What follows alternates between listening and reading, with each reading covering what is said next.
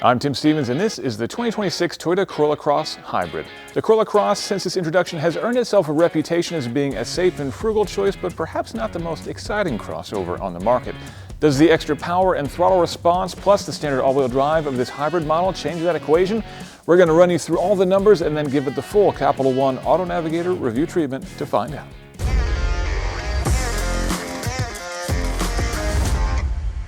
Under the hood, we have a 2-liter 4-cylinder engine connected to an eCVT transmission, plus an electric motor to give you all-wheel drive and a combined system output of 196 horsepower.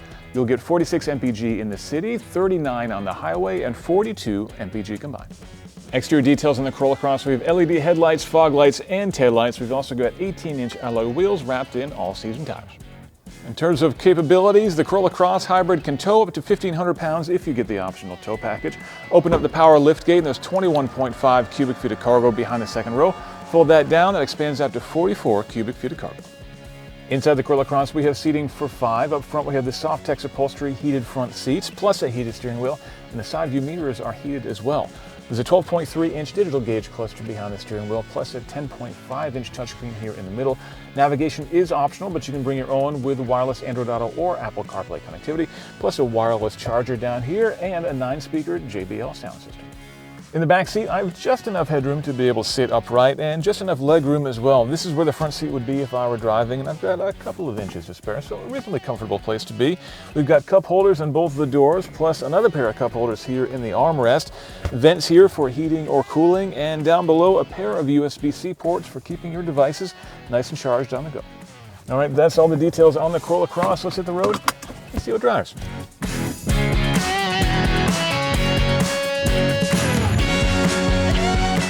Starting out in the Corolla Cross Hybrid on the track here, I'm just driving in a casual, normal kind of rate as you would on a normal day-to-day drive, which is really the best way for this SUV to be driven. Because if you try to drive things and push things a little bit more aggressively and put your foot to the floor, it's actually got more power than the base Corolla Cross, so it's a little bit more responsive, but ultimately it's still not very engaging because you put your foot to the floor and you just get this engine drone from the CVT that just kind of gets a little bit louder as you're going a little bit faster. But it's not exactly a particularly satisfactory experience. The addition of the hybrid system does give substantially more throttle response and more power, so that does make for an SUV that's a lot more drivable than the base Corolla Cross.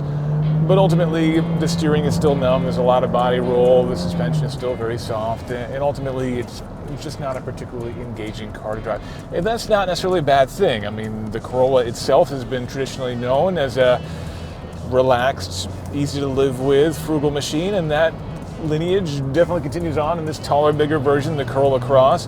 And I don't think a lot of people are buying these for a super sporty experience, and so I just want to set your expectations. Even though we've got more power here, that's not really what this car is all about. The frugality of this is really more important, and the drivability as well. But we're talking over 40 miles per gallon easily in combined driving in this thing.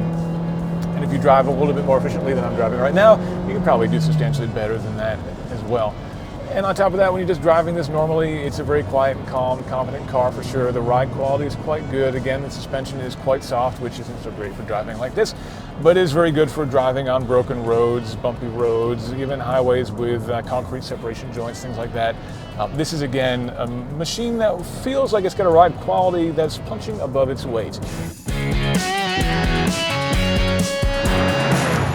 Now, in terms of the overall design and the interior and things like that, well, I think things are certainly perfectly acceptable. There's nothing really that stands out, though, in terms of the features, the fit and the finish and that kind of thing. But we do have a good amount of cargo space, a good amount of comfort for front row and back row. And again, a decent amount of technology here. The infotainment system is a bit basic, and we are on a higher-end XSE trim, and it's a little bit disappointing to me that, for example, navigation is not included in this version of the vehicle. But we've got wireless Android Auto and CarPlay, which for me is all that I need. I'm going to bring my own navigation anyway, so I honestly don't even care if that's baked in here to the infotainment system. But we've got a great active safety suite as well included in this car. And again, this is on the higher end, but you can certainly save a lot of money and go lower. You can get yourself into a base Corolla Cross for around $26,000. If you want the hybrid, you're going to spend roughly $5,000 more to step into that, which puts you just over $30,000. This one, though, again, the XSE trim with a few options. Pricing on this one closer to $38,000. And certainly we've got, again, some nicer bits of technology, active safety, and some other nice features that are added in at that level.